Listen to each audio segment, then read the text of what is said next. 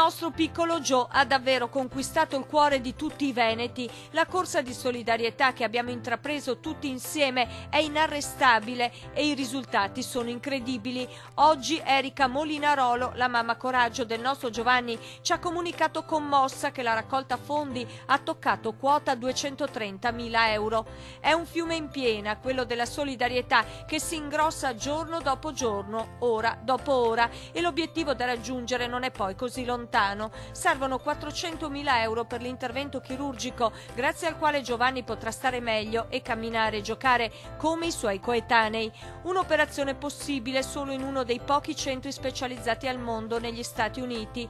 La campagna di raccolta fondi, sostenuta dal nostro gruppo Media Nord-Est con tutte le sue emittenti, va avanti, e per le donazioni trovate l'IBAN del conto corrente anche nei nostri siti internet.